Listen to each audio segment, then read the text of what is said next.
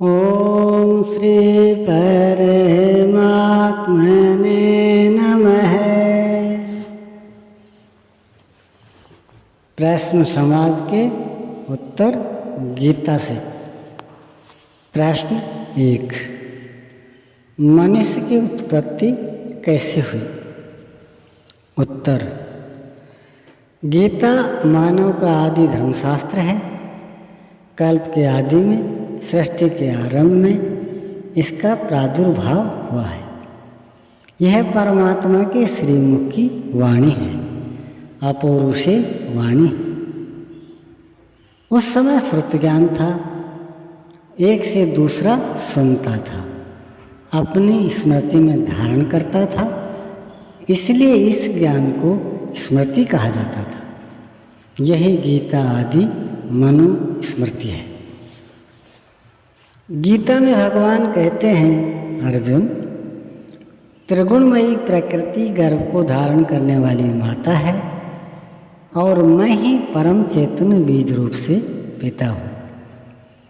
अन्य सभी तो निमित्त मात्र हैं। मनुष्य की उत्पत्ति परमात्मा से है।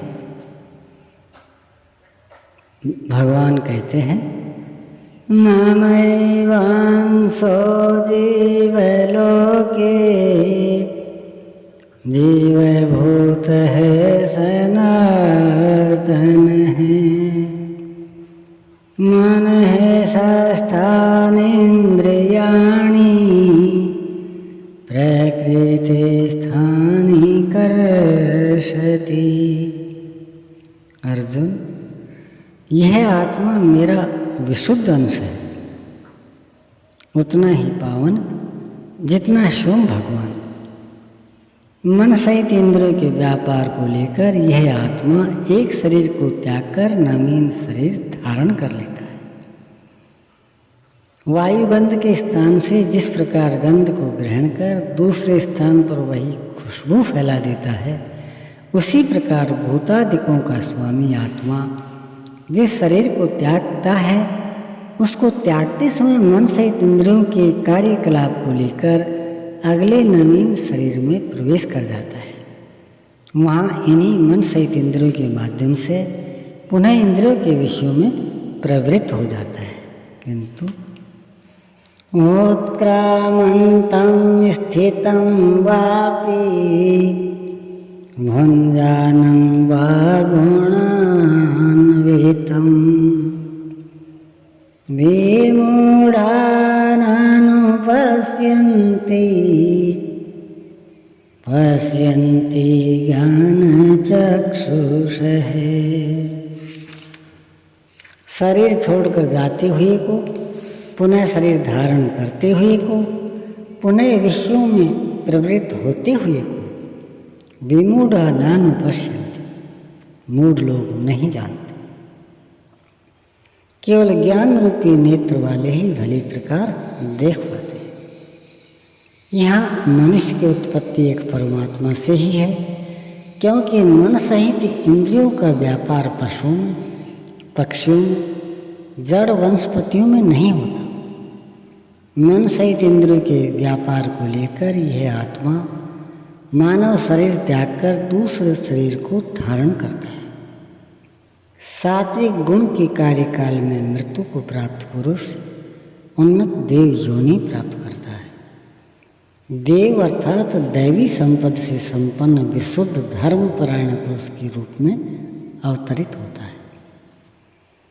राजसी गुण के कार्यकाल में मृत्यु को प्राप्त पुरुष सामान्य मानव होता है और तामसी गुण की बहुलता में मृत्यु को प्राप्त पुरुष पशु पक्षी कीट पतंग इत्यादि अधम योनि प्राप्त करता है। यही इस शरीर का गंध है, जिसे लेकर यह आत्मा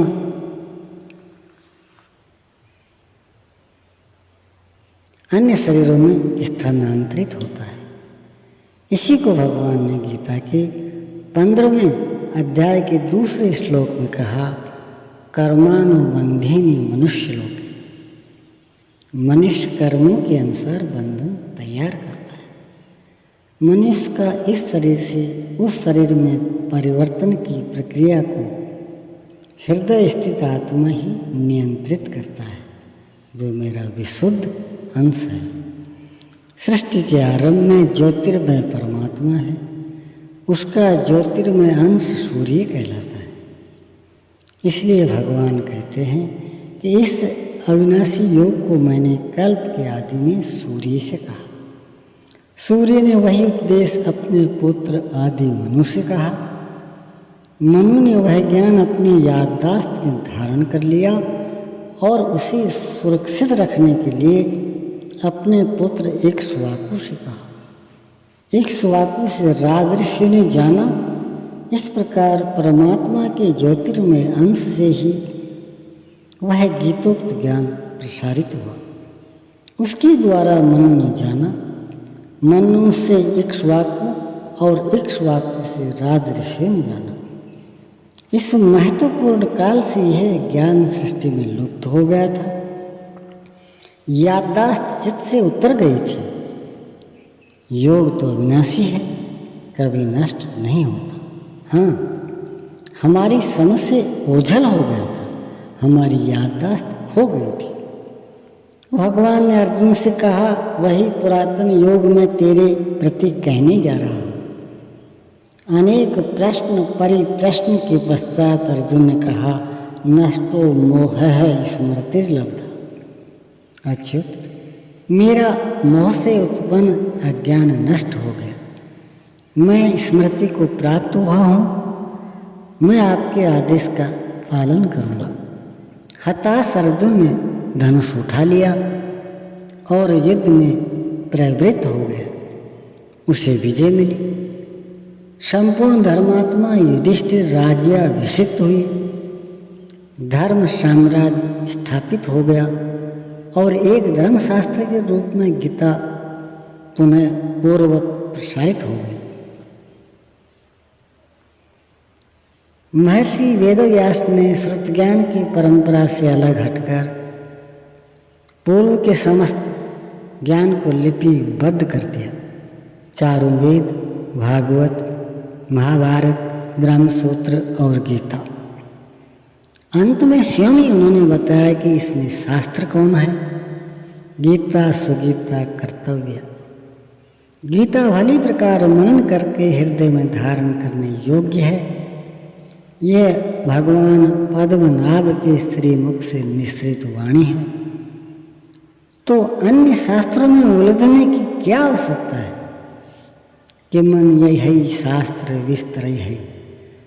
अन्य शास्त्रों के विस्तार में जाने की क्या जरूरत है। यह अकेले ही संपूर्ण शास्त्र है और इस गीता शास्त्र के अनुसार मनुष्य की उत्पत्ति परमात्मा से है। ओम श्री सद्गुरुदेव भगवान की जय।